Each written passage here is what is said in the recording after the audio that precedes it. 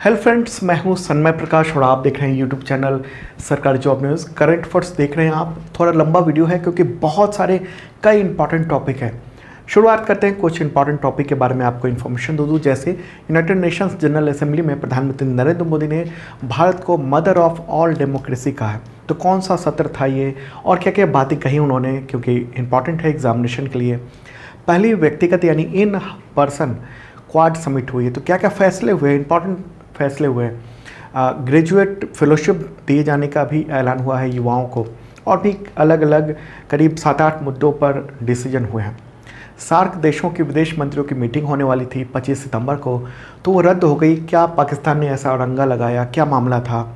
दुनिया का सबसे ऊंचा electric vehicle charging station Himachal Pradesh में शुरू हुआ है, तो किस ज़िले में है उसके बारे में बात करेंगे। भारतीय सेना के लिए डिफेंस मिनिस्ट्री ने 118 स्वदेशी युद्धक टैंक यानी अर्जुन मार्क 1 अल्फा, ये टैंक देख रहे हैं, ये खरीदने का ऑर्डर दिया है। इसके बारे में बात करेंगे, किस कंपनी को ऑर्डर दिया गया है, क्या क्या है। कमला भसीन, उनका निधन हो गया है।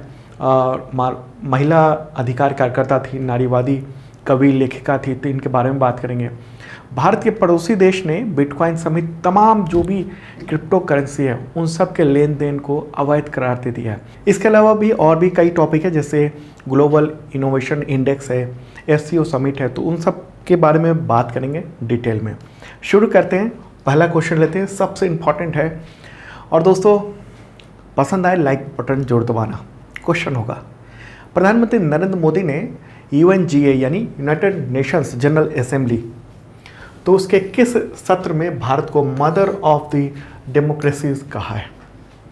इंपॉर्टेंट बात कही उन्होंने। आंसर होगा 76 सत्र था ये।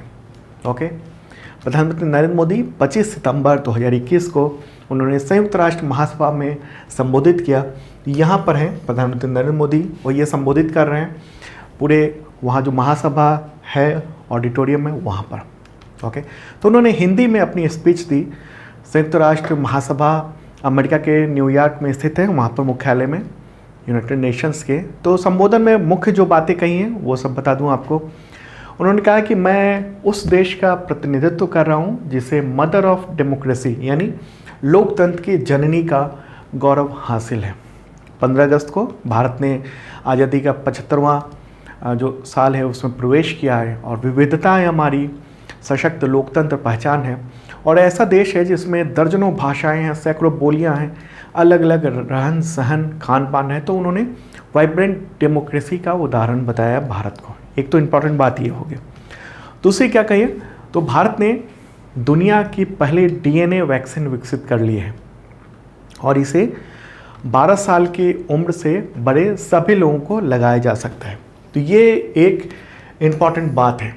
ओके, पहली डीएनए वैक्सीन, जैसा कि द हिंदू में मैं देख रहा था। यूनाइटेड नेशंस के बारे में उन्होंने कहा कि बहुत तरह के सवाल उठ खड़े हुए हैं यूनाइटेड नेशंस को लेकर कि, और ये सब देखा गया कि जलवायु संकट, कोविड-19 और जो अफ़गानिस्तान का मामला है वहाँ पर यूनाइटेड नेशंस पर सवाल खड़े हुए उसकी एक्टिविटी पे।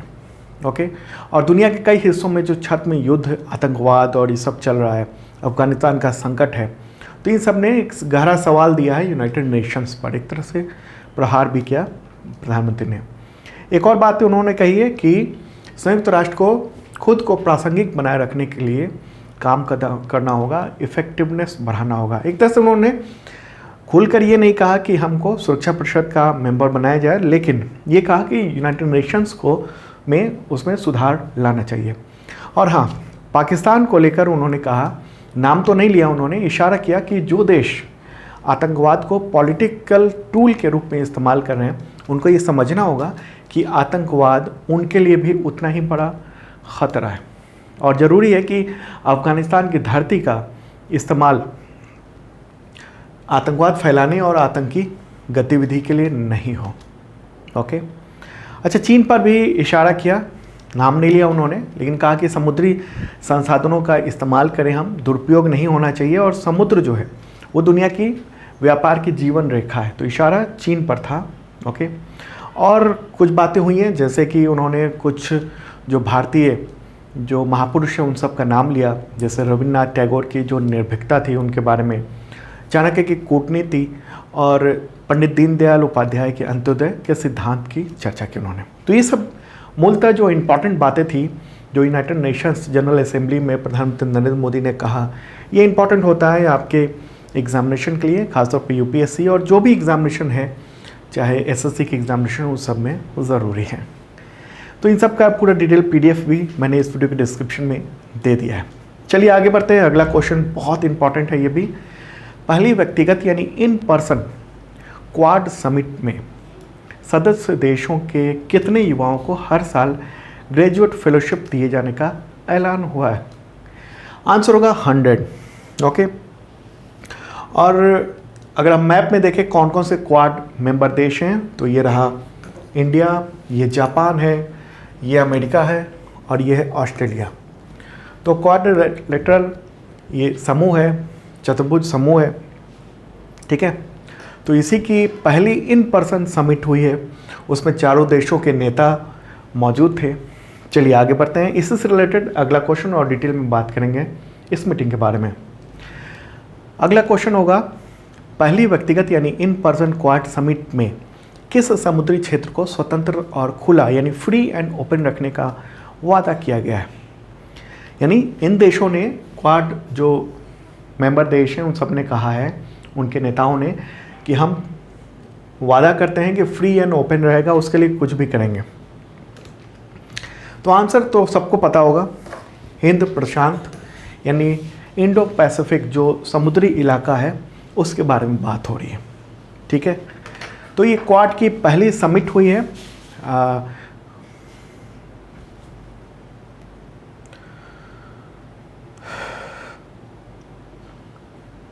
तो ये क्वाड की पहली इन पर्सन समिट थी। ओके, अगर बात करेंगे, अगर ये सवाल हो कि पहली समिट कब हुई थी, तो मार्च 2021 में हुई थी, लेकिन वो वर्चुअल हुई थी। लेकिन अगर बात हो गई कि पहली इन पर्सन यानी व्यक्तिगत क्वाड समिट कब हुई, तो वो 24 सितंबर 2021 को अमेरिका के व्हाइट हाउस में हुई। ये पूरा फोटोग्राफ आप देख रहे हैं, ओके।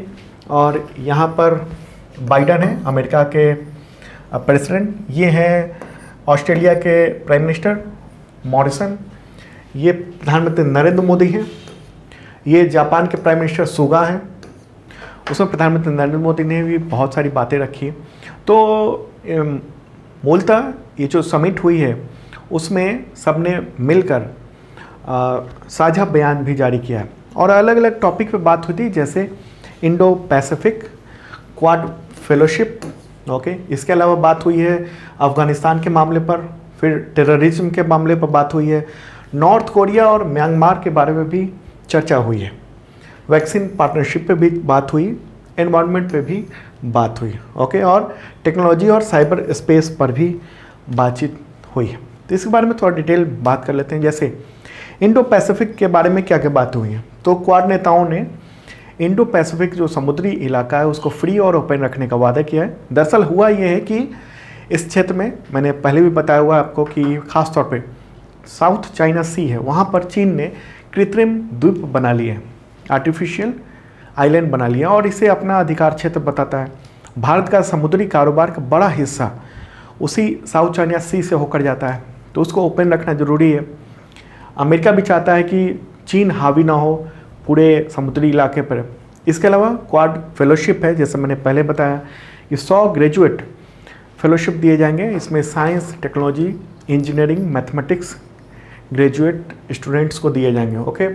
साइंस, टेक्नोलॉजी, इंजीनियरिंग और मैथमेटिक्स, ये ग्रेजुएट स्टूडेंट्स के लिए होगा फेलोशिप, ओके। और फंडिंग इसके लिए अलग अलग कंपनियां करेंगे, जैसे exchanger, Blackstone, Boeing, Google, master card और वेस्टर्न डिजिटल, ये सब कंपनियां उसके लिए फंडिंग करेगी, ठीक है। अफगानिस्तान पर भी बात हुई।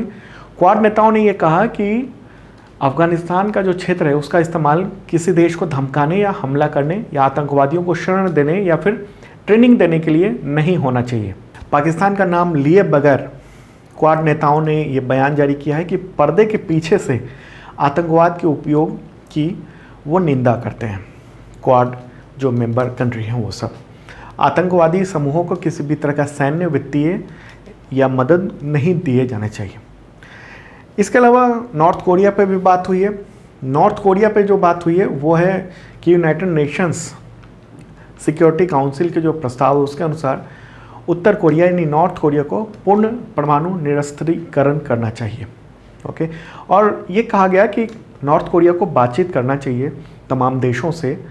ओके, इसके अलावा क्या हुआ है, म्यांमार पे भी बात हुई है, क्योंकि आपको पता है कि म्यांमार में लोकतंत्र खत्म किया जा चुका है। वहाँ के जो सेना प्रमुख है उसने खुद को प्रधानमंत्री घोषित कर दिया है और वही सत्ता चला रहा है। तो उसके विरोध में म्यांमार में काफ़ी विरोध भी हुआ है। उसके बारे में एक स्पेशल वीडियो भी है, विजय शर्मा जी ने वीडियो बनाया है, तो वो आप जरूर देख लेना, डिस्क्रिप्शन में उसका लिंक दे दूंगा। ओके, तो म्यांमार में हिंसा को समाप्त करने के लिए नेताओं ने ये अपील की है और कहा लोकतंत्र की शीघ्र बहाली होनी चाहिए और जो विदेशी हैं और राजनीतिक बंदी हैं उन सब की रिहाई होनी चाहिए। वैक्सीन पार्टनरशिप को लेकर भी बात हुई है।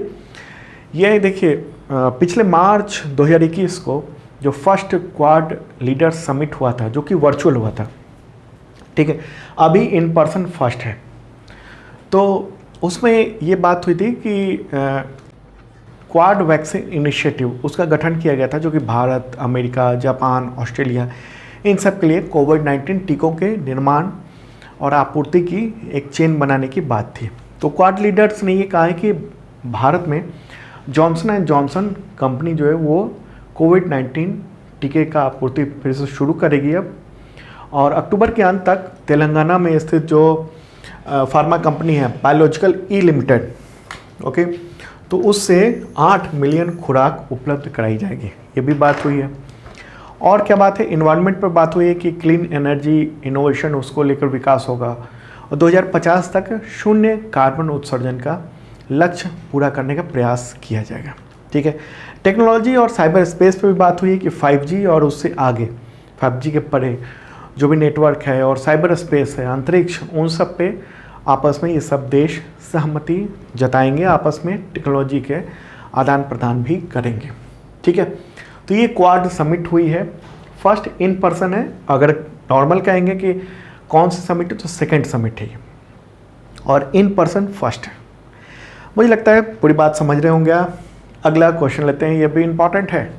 और हाँ दोस्तों, आगे बढ़ते हैं उससे पहले बता दूं कि 2021 का जनवरी से सितंबर तक का total current affairs PDF available है, फुल डिटेल में जैसे बताता हूँ ऐसे ही, तो आपको एक एक बात समझ में आ जाएगी पूरे डिटेल में। तमाम जो एग्जामिनेशंस हैं उसमें काफ़ी काम आएगा, तो डिस्क्रिप्शन चेक कर लेना। और एक बार लेने के बाद दिसंबर तक फ्री है वो।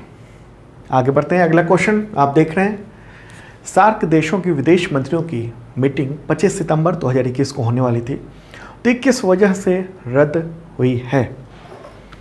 आंसर होगा अफगानिस्तान के प्रतिनिधि को शामिल करने को लेकर जो मतभेद हुआ और ख़ास तौर पे पाकिस्तान की जो जिद थी उसको लेकर। ये मीटिंग कहाँ होने वाली थी? न्यूयॉर्क में, USA में 25 सितंबर को होने वाली थी।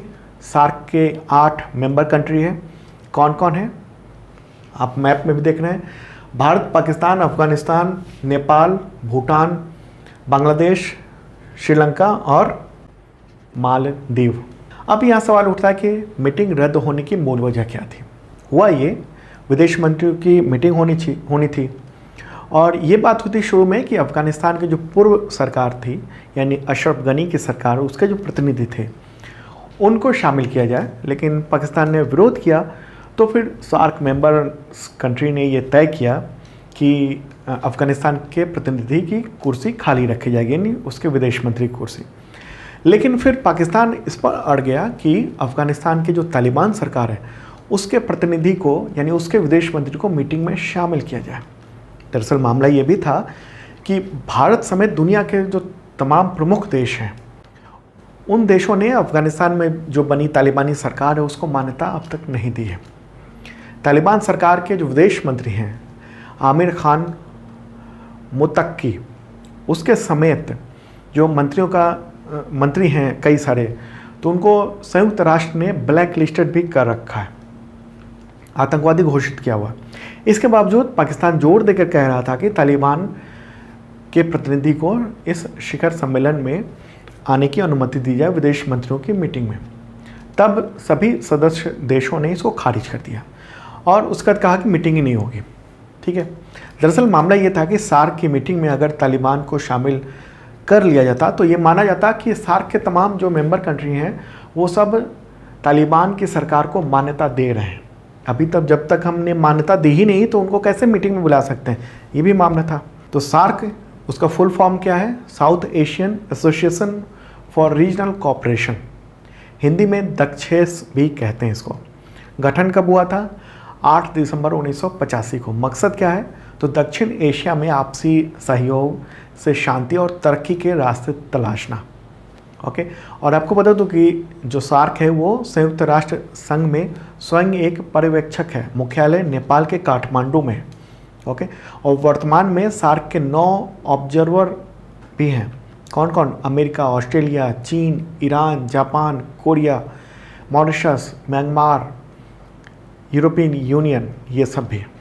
वैसे सार्क को लेकर पूरा डिटेल में वीडियो बना हुआ है, जो विदेश से रिलेटेड जो वीडियो स्पेशल वीडियो आता है इवनिंग को विजय शर्मा जी का, तो वो वीडियो आपको देखने को मिल जाएगा, डिस्क्रिप्शन चेक कर लेना।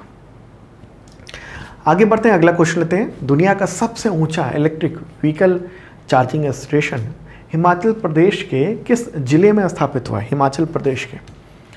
आंसर होगा इसका लाहौल स्पीति।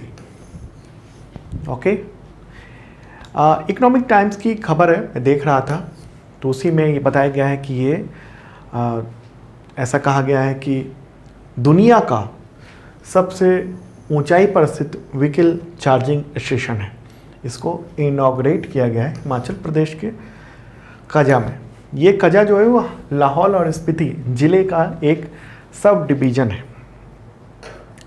ठीक है, ये जो कजा है इसकी ऊंचाई जो मैंने देखा वो करीब 12,500 फीट की ऊंचाई है, यानी 3,810 मीटर की ऊंचाई ये है।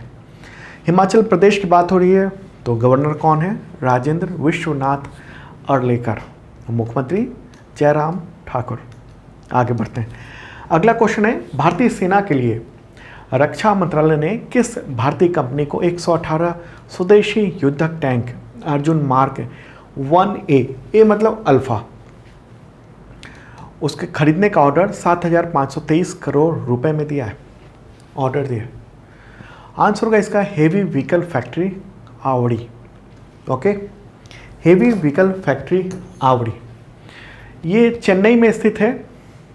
ये न्यूज़ देख रहे हैं आप द हिंदू की, और ये है जो कंपनी है, ये मूलतः जो ऑर्डिनेंस फैक्ट्री बोर्ड है भारत सरकार का, उसका एक हिस्सा है, उसकी एक कंपनी है, भारी वाहन निर्माणी, हेवी व्हीकल फैक्ट्री। तो अर्जुन टैंक है MK 1A मार्क 1 अल्फ़ा, उसके बारे में बात कर लें। वीडियो आप देख रहे हैं, टैंक का वजन 68 टन है।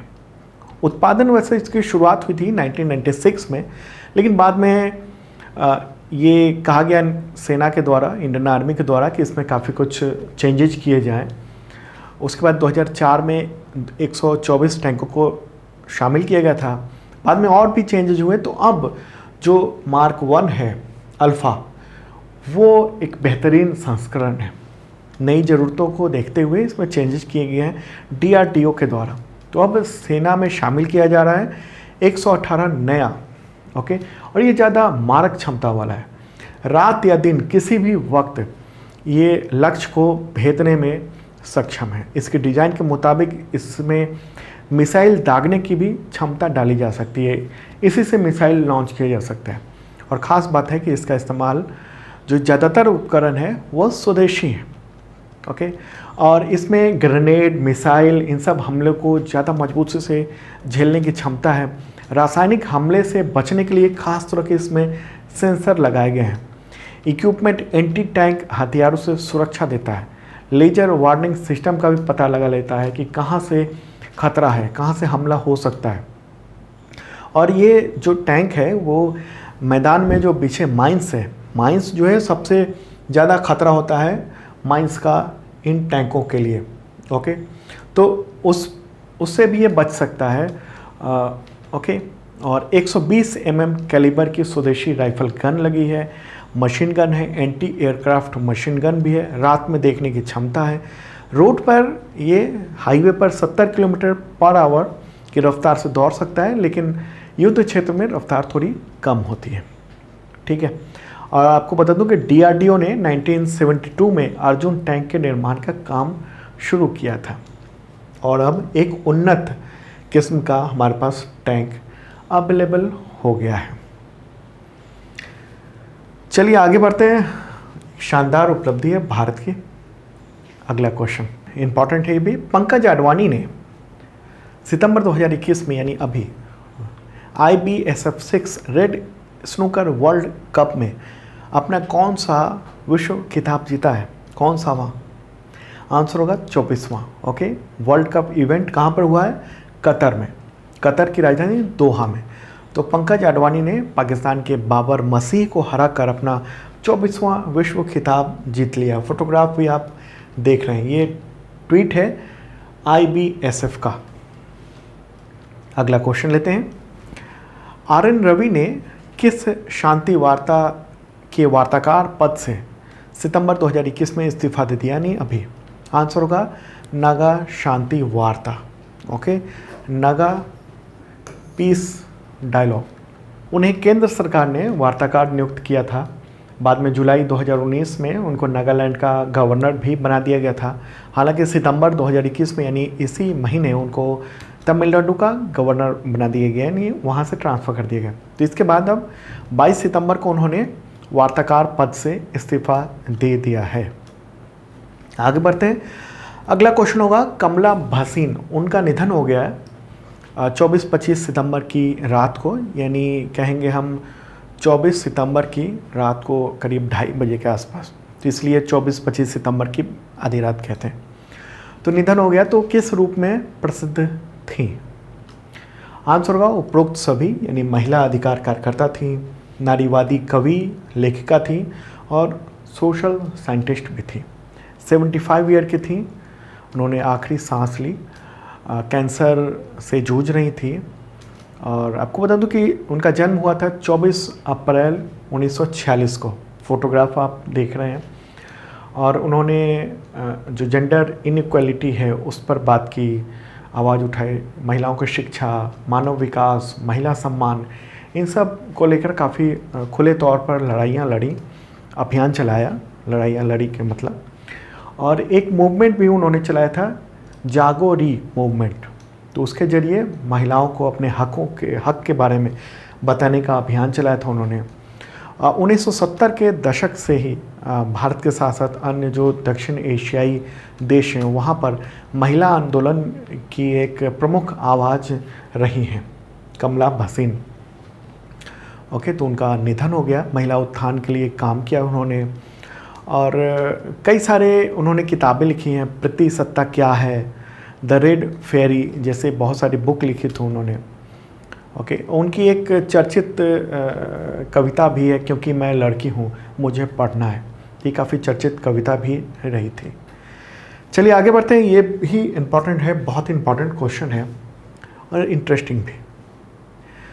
और दोस्तों बढ़िया लग रहा हो वीडियो तो तमाम दोस्तों को शेयर कर दें प्लीज़, और जिन लोगों ने सब्सक्राइब नहीं किया ज़रूर कर लेना। ओके, आगे बढ़ते हैं। और ये क्वेश्चन है, भारत के किस पड़ोसी देश ने बिटकॉइन सहित तमाम जो भी क्रिप्टो करेंसी है उसके ट्रांजैक्शन को अवैध करार दे दिया है? आंसर होगा चाइना।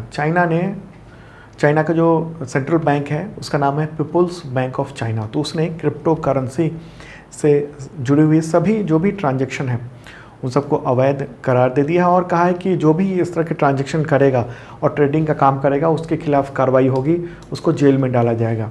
और जो घरेलू निवेशक हैं यानी वहाँ के जो निवासी हैं जो निवेश कर रहे हैं उनको कहा है तुरंत काम बंद कर दो वरना जेल में डाल दिया जाएगा।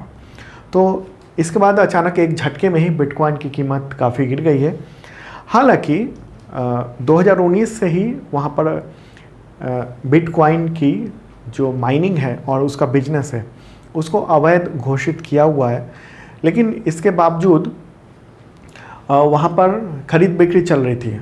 अवैध घोषित कर दिया था मतलब कि वहाँ पर बिटकॉइन से कोई सामान नहीं खरीद सकते थे, लेकिन विदेशों में एक्सचेंज चल रहे थे तो वहाँ की पब्लिक ट्रांजैक्शन कर रहे थे, निवेश के तौर पर इसको खरीद रहे थे। लेकिन अब जो नया ऑर्डर आया है उसके मुताबिक कोई भी व्यक्ति चाइना में बिटकॉइन या कोई भी अन्य जो भी अदर क्रिप्टो करेंसी है उसके खुले तौर पर न तो निवेश कर पाएगा, ना ही खरीद और बेच पाएगा।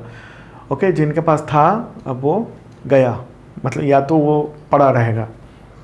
ठीक है, तो चीनी सेंट्रल बैंक ने ये कहा है कि क्रिप्टो करेंसी की जो गतिविधि है उसको जड़ से ख़त्म करने का काम करेंगे।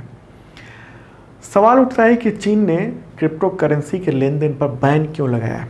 तो पीपुल्स बैंक ऑफ चाइना का कहना है कि वर्चुअल करेंसी जो है उसकी वजह से मनी लॉन्ड्रिंग, अवैध धन उगाही, धोखाधड़ी और चोरी, इसके अलावा करप्शन के जो मामले हैं वो बहुत ज़्यादा आ रहे थे, आपराधिक गतिविधियों को जन्म दे रहा था और लोगों की संपत्ति की सुरक्षा पर भी खतरा हो रहा था। तो इस वजह से बैन किया। दूसरी एक वजह है और भी कि चीन जो है वो अपनी आधिकारिक सेंट्रल बैंक डिजिटल करेंसी यानी CBDC लॉन्च करने की कोशिश कर रहा है और ये भी क्रिप्टो करेंसी की तरह ही होगा, लेकिन इस पर कंट्रोल चीन के सेंट्रल बैंक का होगा, यानी पीपुल्स बैंक ऑफ चाइना का होगा। अभी जैसे तमाम जो भी क्रिप्टो करेंसी है जैसे बिटकॉइन है, तो इस पर किसी देश का कंट्रोल नहीं है। ओके, तो क्रिप्टो करेंसी, क्रिप्टो का मतलब होता है गुप्त, ये डिजिटल करेंसी है जो क्रिप्टोग्राफी के नियमों के आधार पर ये चलता है और डिजिटल है ये, तो इसको आप ले नहीं सकते हैं। और पूरी दुनिया में अभी एक ही देश है अल सल्वाडोर, तो उसी ने इसको मान्यता दी हुई है। इसके अलावा बाकी किसी भी देश में ज़्यादातर आप नहीं कुछ खरीद सकते। अमेरिका में कुछ खरीदारी कर सकते हैं, अलग अलग कंपनियों ने कहा है कि हमारे आप प्रोडक्ट खरीद सकते हैं बिटकॉइन के ज़रिए, लेकिन कानूनी तौर पर पूरी दुनिया में अल सल्वाडोर के अलावा कहीं भी मान्यता नहीं है। केवल निवेश के लिए ही खरीद रहे हैं लोग और भारत में भी केवल निवेश ही किया जा रहा है क्योंकि इसकी कीमत बहुत अचानक बहुत ज़्यादा तेज़ी से बढ़ जाती है और अचानक घट जाती है, तो निवेश के तौर पर लोग ले रहे हैं। आगे बढ़ते हैं। अगला क्वेश्चन है बिटकॉइन के संस्थापक सातोशी नाकामोतो, तो उसकी पहली प्रतिमा किस शहर में स्थापित हुई है? आंसर होगा बुडापेस्ट। ये कहाँ है? हंगरी में है, हंगरी की राजधानी है। ओके, न्यूज़ भी आप देख रहे हैं द हिंदू का, और वो प्रतिमा ये रही, ये प्रतिमा का अनावरण किया जा रहा है बुडापेस्ट में। कांस्य की बनी है यानी ब्रॉन्ज की बनी है और ये माना जाता है कि बिटकॉइन जो डिजिटल मुद्रा है उसके निर्माता यही थे, तो उनको श्रद्धांजलि देने के लिए ये प्रतिमा बनाई गई है। वैसे आज तक किसी ने सतोशी नाकामोतो को देखा नहीं है, फोटोग्राफ भी नहीं है, लेकिन एक मानवीय रूप में ये एक चेहरा बनाया गया है ढक के। ओके, तो ये गुमनामी में रहे हैं ये, इनके चेहरे के बारे में कोई नहीं जानता है, तो इसलिए इस तरह की एक मूर्ति बनाई गई है। चलिए आगे बढ़ते हैं, अगला क्वेश्चन लेते हैं। पुस्तक द फ्रैक्चर्ड हिमालय की लेखिका का नाम बताएं। आंसर है निरुपमा राव। कौन है वो? भारत की पूर्व विदेश सचिव हैं, तो उन्हीं की ये बुक है द फ्रैक्चर्ड हिमालय। भारत और चीन के बीच जो विवाद है उस पर उसका जिक्र है इसमें। अगला क्वेश्चन लेते हैं। देश में ड्रोन और ऑटो सेक्टर के उद्योगों के लिए PLI योजना के तहत कितनी राशि निर्धारित की गई है? आंसर होगा 26,058 करोड़ रुपए, यानी 26,058 करोड़ रुपए। PLI यानी प्रोडक्शन लिंक्ड इंसेंटिव। ओके, तो इसके थ्रू सरकार इंसेंटिव देगी। ड्रोन इंडस्ट्री के लिए 120 करोड़ रुपए निर्धारित किया गया है, बाकी अदर जो रकम है वो ऑटो सेक्टर के लिए प्रावधान किया गया है। केंद्रीय मंत्रिमंडल ने इसी महीने इन दोनों सेक्टर के लिए ये स्कीम लॉन्च की है। इसके तहत ये होगा कि जितने भी प्रोडक्ट का उत्पादन होगा उसके अनुसार सरकार इंसेंटिव देगी, यानी एक रकम देगी जो कि उन कंपनियों के लिए मुनाफा, ज़्यादा मुनाफा एक तरह से होगा। Okay, production linked incentive. इससे ये है कि कंपनियों को उत्साह मिलता है, मैन्युफैक्चरिंग GDP थोड़ा बढ़ेगा उसकी वजह से। ओके, चलिए अगला क्वेश्चन लेते हैं। वैश्विक नवाचार सूचकांक यानी CII ग्लोबल इनोवेशन इंडेक्स 2021, उसमें भारत की रैंकिंग क्या है? आंसर होगा 46। किसने जारी किया है ये? तो संयुक्त राष्ट्र की एजेंसी है बौद्धिक संपदा संगठन, वर्ल्ड इंटेलेक्चुअल प्रॉपर्टी ऑर्गेनाइजेशन यानी WIPO, तो उसी ने ये इंडेक्स जारी किया है। और ये जो एजेंसी है वो 132 देशों यानी अर्थव्यवस्थाओं के इनोवेशन इंडेक्स को जारी करती है। तो इस बार भारत ने जो है 46 रैंक प्राप्त किया है। और ये जो इंडेक्स है इसको तैयार करने में इंडियन ऑर्गेनाइजेशन ने भी मदद दी है। तो कौन है? CII, confederation of Indian industry, तो उसने भी मदद दी है। भारत 2021 में 46 स्थान पर पहुंच गया है। अगर बात करें कुछ वक्त पहले की यानी कुछ साल पहले की, तो 2015 में 81 रैंक थी। मतलब भारत में इनोवेशन के सेक्टर में सुधार हो रहा है। ओके, तो इस इंडेक्स का उद्देश्य क्या है, मकसद क्या है? तो दुनिया भर की जो सरकारें हैं वहाँ अपने इनोवेशन में प्रतिस्पर्धा कर सकें, दूसरे देशों से नए विचार आ सकें। ओके, इंडेक्स की शुरुआत हुई थी 2007 में। तो अब देख लेते हैं कि टॉप 10 कंट्री कौन कौन से हैं ग्लोबल इनोवेशन इंडेक्स 2021 में। तो फर्स्ट पे है स्विट्जरलैंड, सेकंड पे है स्वीडन, थर्ड पे USA है, फोर्थ पे है यूनाइटेड किंगडम, फिफ्थ पे है रिपब्लिक ऑफ कोरिया, सिक्स्थ पे है नीदरलैंड, सेवन्थ पे फिनलैंड है, एट्थ पे सिंगापुर, नाइन्थ पे डेनमार्क है और 10th पे जर्मनी है। आगे बढ़े, अगला क्वेश्चन। ICAO यानी इंटरनेशनल सिविल एविएशन ऑर्गेनाइजेशन, उसकी पहली महिला अध्यक्ष कौन बनी है? आंसर होगा शेफाली जुनेजा। ICAO को हिंदी में कहते हैं अंतर्राष्ट्रीय नागरिक उड्डयन संगठन। ये संयुक्त राष्ट्र की एक स्पेशल एजेंसी है और इस संगठन में पहली बार 17 सितंबर 2021 को महिला अध्यक्ष बनाई गई हैं। कौन है? शेफाली जुनेजा। ओके, न्यूज़ आप देख रहे हैं। 12 साल बाद भारत को ये जिम्मेदारी मिली है कि अध्यक्षता का, और पहली बार दुनिया में महिला अध्यक्ष बनी है इस संगठन की, ICAO। तो जो भी पहली बार होता है वो इम्पॉर्टेंट हो जाता है एग्जामिनेशंस के लिए। शेफाली जुनेजा के बारे में बात कर लूँ, वो IRS अधिकारी हैं यानी इंडियन रेवेन्यू सर्विस की 1992 की, और इससे पहले उनको भारत सरकार की ओर से 2019 में ICAO, उसका मुख्यालय कहाँ पर है? कनाडा में है, मॉन्ट्रियल में। ओके, संयुक्त राष्ट्र की एक स्पेशल एजेंसी है। 193 इसके मेंबर कंट्री है। ओके, काम क्या है इसका, इस संगठन का? तो एयर नेविगेशन, बुनियादी ढांचे, उड़ान परीक्षण, गैरकानूनी हस्तक्षेप को रोकथाम और इंटरनेशनल जो सिविल एविएशन है उसकी सुविधा से रिलेटेड जो नियम है उसको बनाना, और जो हवाई दुर्घटनाएं होती हैं उन सब जांच के लिए प्रोटोकॉल को भी परिभाषित करता है यानी बनाता है। अगला क्वेश्चन, SCO समिट 2021 में किस देश को इस संगठन के 9वें पूर्ण सदस्य के देश के रूप में स्वीकार किया गया है यानी मेंबर बनाया गया? पहले 8 परमानेंट मेंबर थे अस्थायी सदस्य, अब 9 हो गए। आंसर होगा ईरान। ओके, शंघाई सहयोग संगठन, इंग्लिश में कहते हैं शंघाई कोऑपरेशन ऑर्गेनाइजेशन। तो उसके सदस्य देश जो हैं कजाकिस्तान, चीन, किर्गिस्तान, रूस, ताजिकिस्तान, उज्बेकिस्तान, इंडिया, पाकिस्तान और अब ईरान हो गया है नया देश। ओके, तो अभी हाल ही में 21वां समिट 17 सितंबर 2021 को आयोजित हुआ है। आगे बढ़ते हैं, अगला क्वेश्चन। शंघाई सहयोग संगठन यानी SCO के राष्ट्राध्यक्षों की जो परिषद की जो 21वां जो शिखर सम्मेलन हुआ है उसकी अध्यक्षता किस देश ने की है? आंसर होगा ताजिकिस्तान। ओके, 21वां शिखर सम्मेलन था, कहाँ पर आयोजित हुआ? तो ताजिकिस्तान के दुशांबे में हुआ था वहाँ पर, और इंडिया की ओर से विदेश मंत्री S जयशंकर वहाँ पहुँचे थे और वीडियो कॉन्फ्रेंसिंग के जरिए तमाम जो राष्ट्राध्यक्ष थे इन सब देशों के जो मेंबर कंट्री हैं उन सब ने संबोधित किया। तो भारत के प्रधानमंत्री ने भी संबोधित किया SCO की जो समिट थी उसमें। ये वर्चुअली समिट में बोल रहे हैं, अलग अलग देश के से भारत के प्रधानमंत्री बोल रहे हैं। तो उन्होंने कुछ बातें साफ की है कि अफ़गानिस्तान में सत्ता परिवर्तन हुआ है, तो ये समावेशी नहीं है। मतलब ये बात जो कही जा रही थी तालिबान के द्वारा कि हम सबको अब मिला के एक सरकार बनाएंगे, तो ऐसा नहीं हुआ है। और हाल के जो घटनाक्रम है उससे जो इसके पड़ोसी देश हैं उन पर काफ़ी प्रभाव पड़ेगा।